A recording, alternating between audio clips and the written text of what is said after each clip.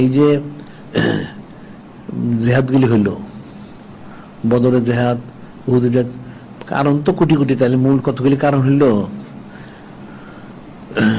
যখন নূরে মুজাসসাম হাবিবুল্লাহ হুজুর পাশার মদিনা শরীফ গেলেন, তখন কিন্তু কোরাইশরা মনে করছিল যাকে আমরা বাঁচছি, উনি গেছে, হ্যাঁ আমাদের আমরা নিয়ে থাকি।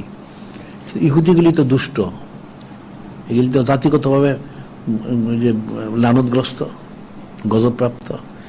ইহুদিগুলি মনে করলো, চিন্তা করলো যেখানে তো মুসলমানরা তো এমনিতে মুসলমানদের হয়ে যায় প্রতিষ্ঠিত, তাহলে তো ঈদে থাকতে পারবে না, তাহলে মুসলমানরা না থাকতে কি করতে। তখন এগুলি গিয়া চুপে চুপে গিয়া কোরাইশদের যোগাযোগ করলো, কোরাইশদের সাথে করলো যে দেখো তোমাদের এখানে তো গেছে ঠিকই, দেখুন তো আমাদের এখানে করতেছে, পরে ওনারা শক্তিশালী হলে একদিন তোমাদের এটা দখল করবে, তোমরা নিশ্চিন্ত বসে থাকো না, তোমরা এক কাজ করো, জেহাদ করো। এই ইহুদিগুলিকে পরামর্শ দিল, আমরা তোমার সাথে আছি, তোমরা ওখানে গেলে আমরা সাহায্য করবো, নাউজুবিল্লাহ। পরে কিন্তু কাফেরগুলি করে নাই, ইহুদিগুলি তো মুনাফেক।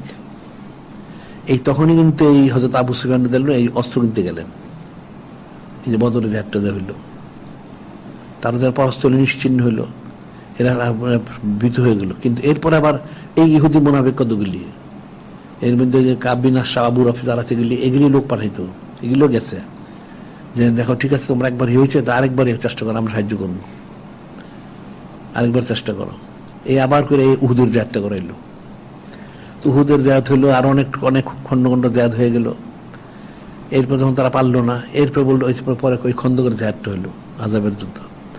তখন এই ইহুদিগুলি আবার গিয়ে বলে তারা এক কাজ করো, বেশি শক্তি করে নিয়ে তোমরা আমরা সাহায্য করবো।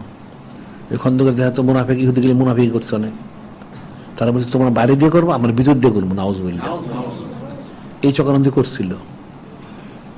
শান্তি দিছে মুসলমানের কোনোদিন? তাইলে এটা কোনোদিন মুসলমানকে শান্তি দিবে না, আর কোনোদিন মুসলমানের পক্ষে বলবে না। আল্লাহ কোন সে বললেন, ইয়া আইয়ুহাল্লাযিনা আমানু লা তাত্তাখিযু বিতানাতাম মিন দুনিকুম লা ইয়ালুনাকুম খাবালা ওয়াদ্দু মানিতুম কাদ বাতাতিল বাগদাউ বিআফওয়াহিহিম ওয়া মা তুখফি সুদুর আকবারু।